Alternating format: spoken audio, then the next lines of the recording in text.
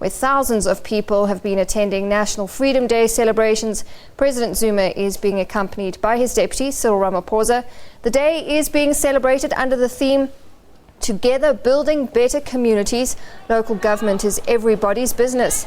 Freedom Day is observed annually to celebrate freedom and democracy and also to commemorate the first post-apartheid elections held on April the 27th, 1994. The elections were the first all-race national polls where everyone of voting age was allowed to vote. President Jacob Zuma has urged South Africans to use the day to promote unity and work together to build a non-racial, non-sexist, democratic and prosperous South Africa.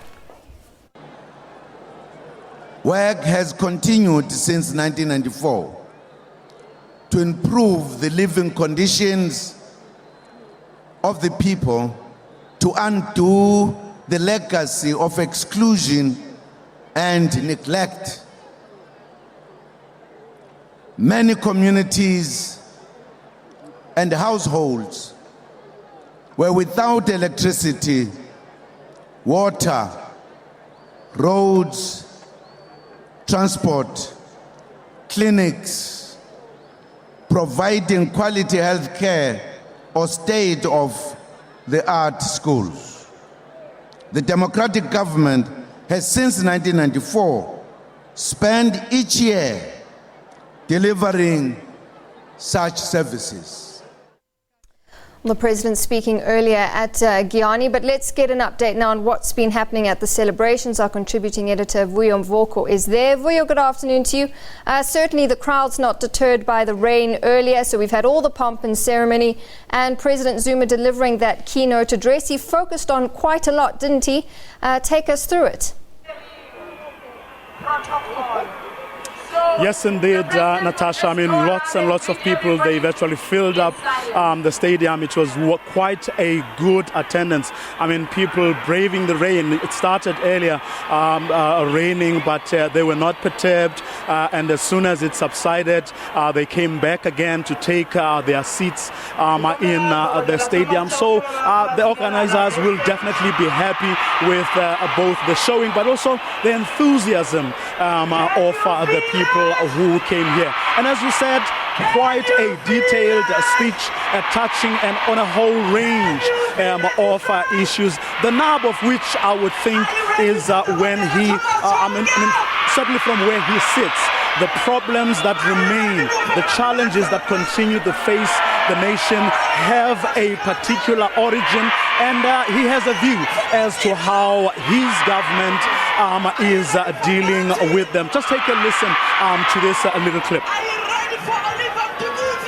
Compatriots, while services are extended to some communities, many others are still waiting because the backlog resulting from apartheid exclusion is extensive.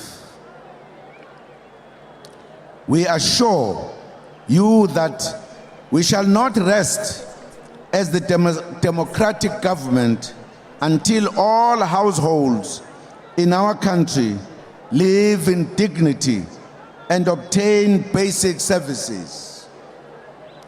We will continue to work with all communities towards this end, together building better communities and improving the functioning of municipalities so that they can better provide these services to the people.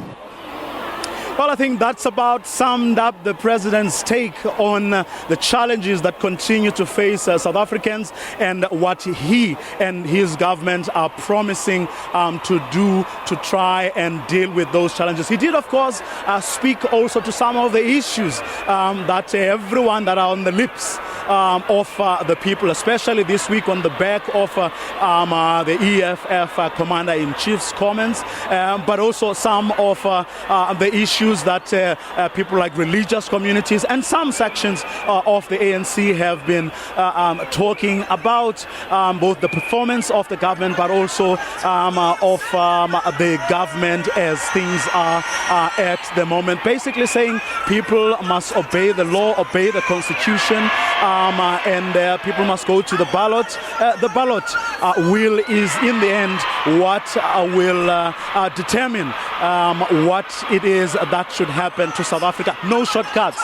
That was a particular word or phrase that he used, that people must go and mobilize, canvass, and make sure that people vote for them, but do not take shortcuts. But also issuing a warning against people he said were saying things or agitating for anarchy, as he put it, to try and advance their political careers. Do people agree, disagree with him? I'm sure that is going to be a talking point, and many people will dissect it and take what they want to take out of it. So in a nutshell, that's what he said, and that's how things went here in Giyani, in Limpopo. Natasha. All right, Vuyo, thank you very much for that update. Certainly a packed speech from the president, as he alluded to there. Vuyo Mvoko, our contributing editor, live from the Giyani Stadium in Limpopo. Well,